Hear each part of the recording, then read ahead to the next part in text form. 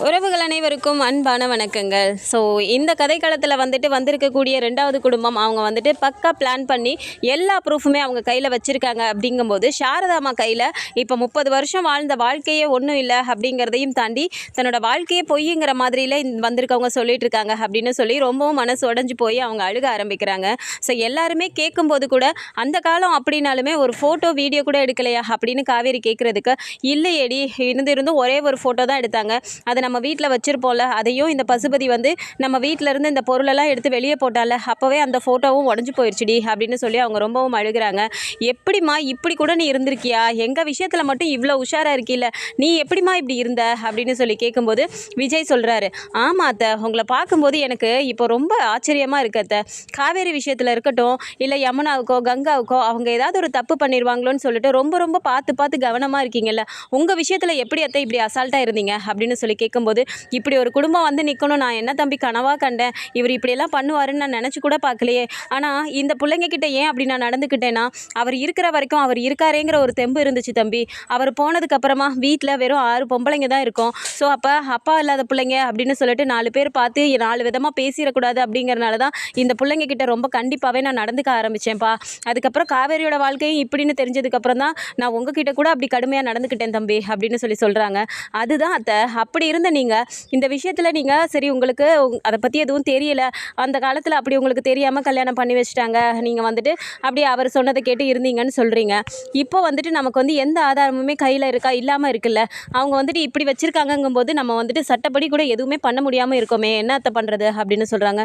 எனக்கும் அதுதான் தம்பி ஒன்றுமே புரியலை அப்படின்னு சொல்லும்போது, சரி சரி நீங்கள் எதுவும் ஃபீல் பண்ணிக்காதீங்க, நான் என்னென்னு பார்க்குறேன் அப்படின்னு சொல்லிட்டு ரூமுக்கு போயிடுறாரு.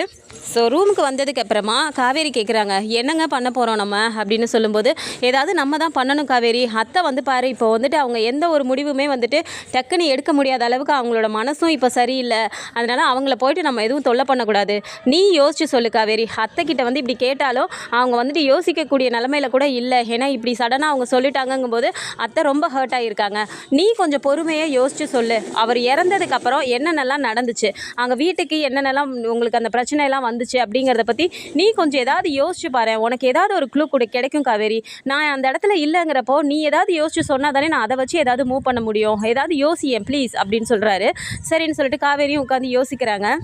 ஸோ காவேரிக்கு இப்போ தான் யோசனையே வருது. அவங்க டக்குன்னு, ஏங்க அப்பா இறந்த புதுசில் அப்பாவோட ஃப்ரெண்டு கத்தாரில் அவர் கூட ஒர்க் பண்ணவர் வீட்டுக்கு வந்தாருங்க அப்படிங்கிறாங்க. அப்படியா, என்ன சொன்னார் அவர் அப்படின்னு சொல்லி கேட்குறாங்க.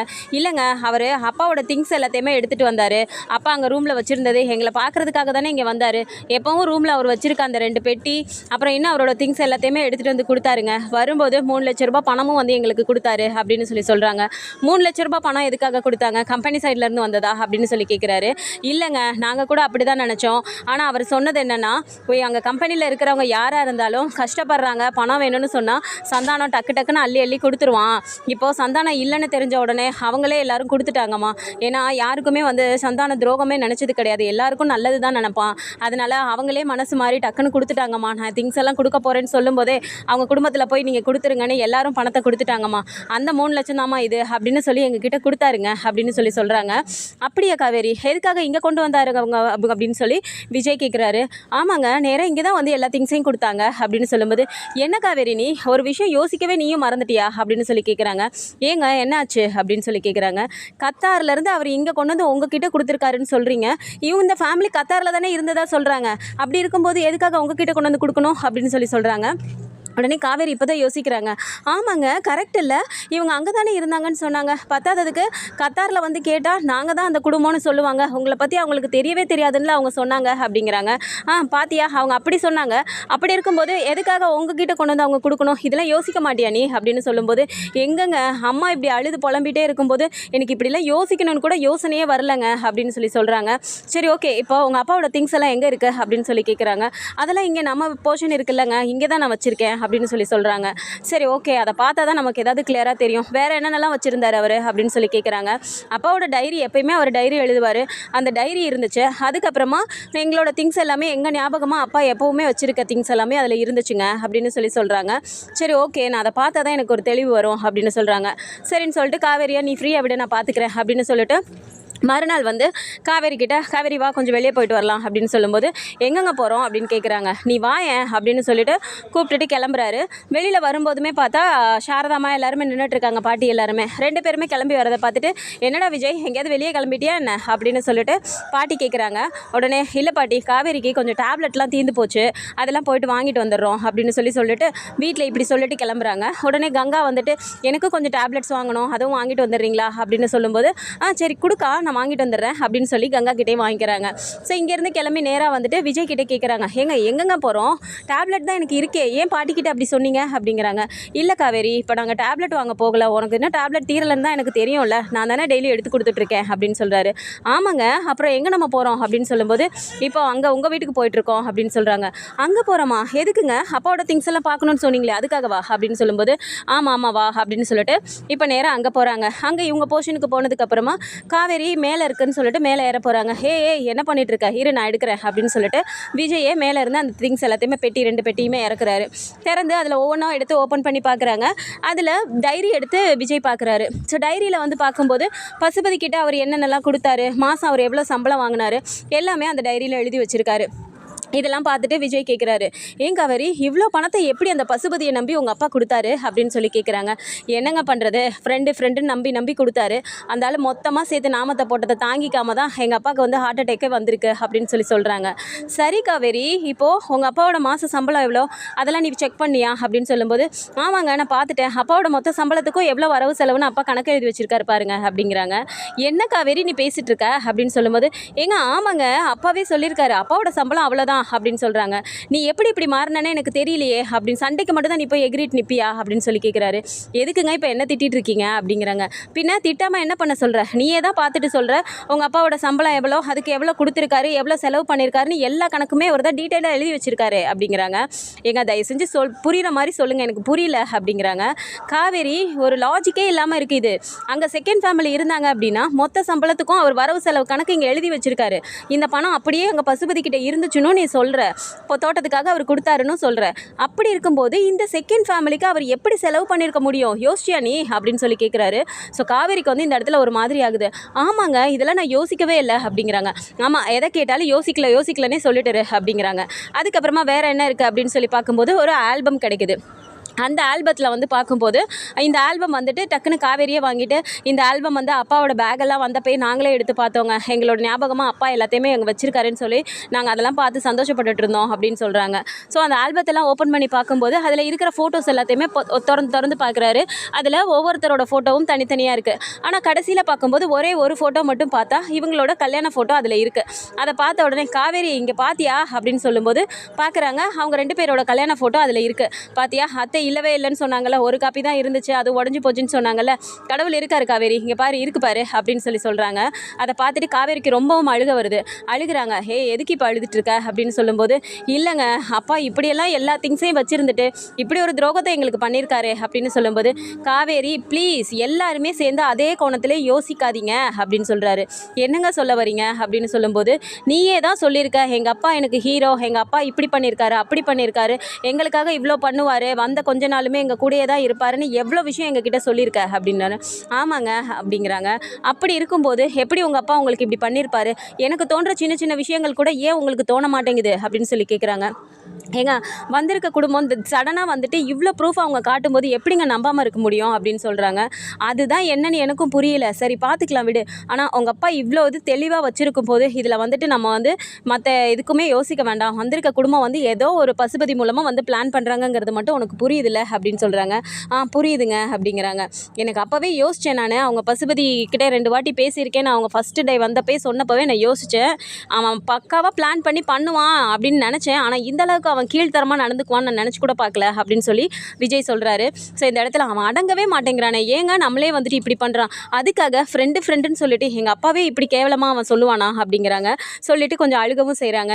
காவேரி ப்ளீஸ், இந்த இடத்துல நம்ம அழுக வேண்டிய நேரமே இல்லை, நீ அழுது உடஞ்ச அப்படின்னா அத்தையும் அங்கே வந்துட்டு அழுது உடைவாங்க, அதுக்காக தான் வந்து நான் இப்போ தனியாகவே உன்னை கூட்டிகிட்டு வந்திருக்கேன், இந்த இடத்துல நீயும் நானும் தான் ஸ்ட்ராங்காக நின்று செய்யணும், அதனால் கொஞ்சம் ப்ளீஸ் எனக்கு சப்போர்ட் பண்ண அப்படின்னு சொல்கிறாரு. சரிங்க இந்த விஷயத்தில் நான் என்ன பண்ணணும்னு சொல்லுங்கள், அதை மட்டும் பண்ணுறேன் அப்படின்னு காவேரின்னு சொல்லிடுறாங்க. விட்டுடுறாங்க. ஸோ வீட்டுக்கு வந்துடுறாங்க. வீட்டுக்கு வந்ததுக்கப்புறமா மாடியிலே இருக்கிற இன்னொரு ரூமுக்கு கூட்டிகிட்டு போகிறாங்க. ஸோ அங்கே வந்துட்டு கிருஷ்ணாவை முத்துமலரை 2 பேரையும் கூப்பிட்டு போகிறாங்க. சிந்து வந்துட்டு நீ போய் அந்த பொண்ணுக்கிட்ட பேசி ஏதாவது உன்னால் வாங்க முடியுமான்னு பாருன்னு சொல்லிட்டு காவேரி அங்கே அனுப்பி வச்சிடுறாங்க.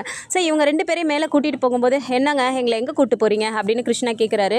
வாங்க பிரதர், உங்ககிட்ட பேசுறதுக்கு தானே கூட்டிகிட்டு போகிறேன், வாங்க உங்ககிட்ட கொஞ்சம் பேச வேண்டியது இருக்குது அப்படின்னு சொல்லிட்டு கூட்டிகிட்டு போகிறாரு. கூட்டிகிட்டு போயிட்டு அந்த ரூமில் உட்கார வச்சுட்டு ரூமை லாக் போட்டுடுறாரு. எதுக்காக இப்போ லாக்லாம் போடுறீங்க அப்படின்னு சொல்லும்போது, இருங்க பிரதர் ஏன் அவசரப்படுறீங்க, நான் எல்லா விஷயமும் சொல்கிறேன் அப்படின்னு சொல்லிட்டு லாக்கை போட்டு வந்து உட்காந்துட்டு, சரி உங்கள் அப்பா வந்துட்டு அங்கே உங்கள் கூடயே தான் இருந்தாரா அப்படின்னு சொல்லும்போது, எத்தனை வாட்டிங்க சொல்கிறது, எங்கள் கூடயே தான் இருப்பார், 5 வருஷத்துக்கு ஒரு வாட்டி 4 வருஷத்துக்கு ஒரு வாட்டி தான் இங்கே வருவாருன்னு நாங்கள் தான் சொன்னோமே அப்படின்னு சொல்கிறாங்க.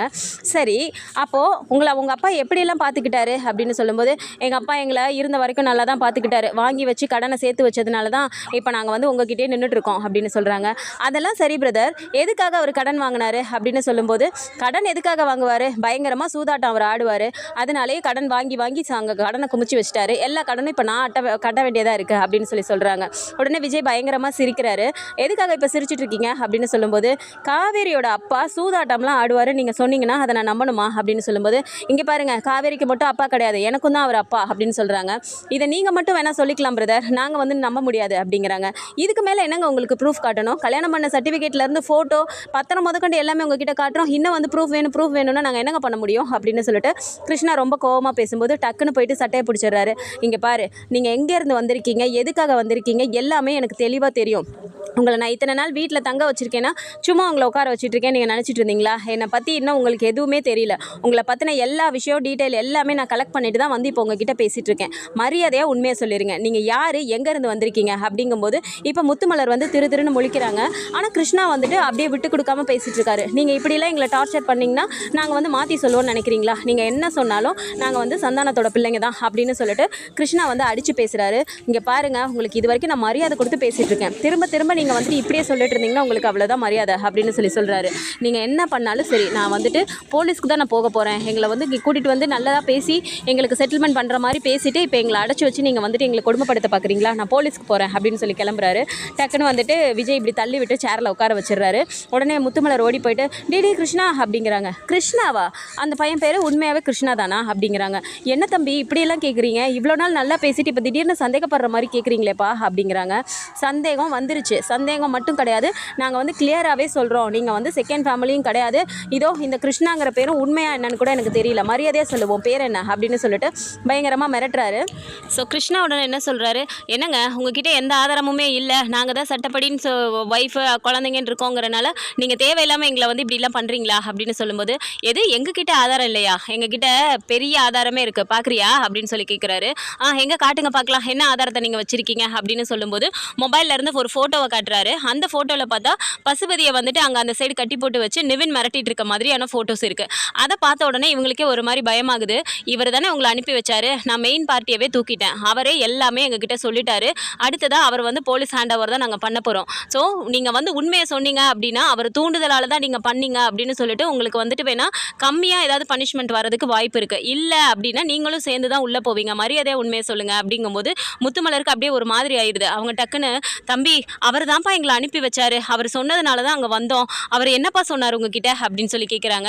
அவர் தான் எல்லாத்தையுமே நான் சொல்லிட்டாருன்னு சொல்கிறேனே, நீங்கள் எதுக்காக இங்கே வந்தீங்க, அவர் என்ன சொன்னார் உங்ககிட்ட அப்படின்னு சொல்லி கேட்கும்போது, இல்லைப்பா அவர் தான் சொன்னார், இந்த மாதிரி போயிட்டு நீங்கள் நடிச்சிங்க, அதுலேருந்து நீங்கள் ஷேர் வாங்கிட்டீங்க அப்படின்னா அதையும் நீங்கள் வச்சுக்கோங்க, அதுக்கு மேலேயும் நான் உங்களுக்கு பேமெண்ட் கொடுக்குறேன்னு அவர் சொன்னார்ப்பா, அதுக்காக தான்ப்பா நாங்கள் இப்படி பண்ணோம் அப்படின்னு சொல்லி முத்துமலர் சொல்லும்போது டக்குன்னு கிருஷ்ணா அம்மா ஏமா இப்போ நீ தேவையில்லாமல் சொன்ன அப்படின்னு சொல்லும்போது, டே என்னடா அவரையே தூக்கிட்டாங்க, இதுக்கு மேலே நம்ம என்னடா பண்ண முடியும் அப்படின்னு சொல்லி சொல்கிறாங்க.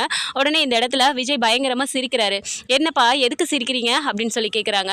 உடனே அந்த ஃபோட்டோவை வந்துட்டு நல்லா இப்படி க்ளோஸில் போய் காட்டிட்டு, என்ன நீங்கள் தான் சந்தான மாமா கூட இருக்கிற மாதிரி ஃபோட்டோலாம் வந்துட்டு மார்ஃபிங் பண்ணிவிட்டு கிராஃபிக்லாம் பண்ணி நீங்கள் எடுத்துகிட்டு வருவீங்களா, எங்களுக்கு இந்த மாதிரி பண்ண தெரியாதா, பசுபதியை வந்துட்டு இது வரைக்கும் நான் பார்க்கவே இல்லை, பசுபதி மேலே சின்னதாக சந்தேகம் வந்துச்சு, அதனால நாங்களும் இதே மாதிரி ஃபோட்டோ நீங்கள் எப்படி ரெடி பண்ணீங்களோ அதே மாதிரி நானும் ரெடி பண்ணி உங்ககிட்ட இவ்வளோ நேரம் பேசிகிட்டு இருந்தேன், ஆனால் நீங்களே சூப்பராக ஒத்துக்கிட்டீங்க பார்த்தீங்களா அப்படின்னு சொல்லிட்டு இப்போ விஜய் சொல்கிறாரு. ஸோ ஐயோ தெரியாமல் இப்போ நம்ம வாயை விட்டோமோ அப்படிங்கிற மாதிரி அவங்க யோசிக்கிறாங்க.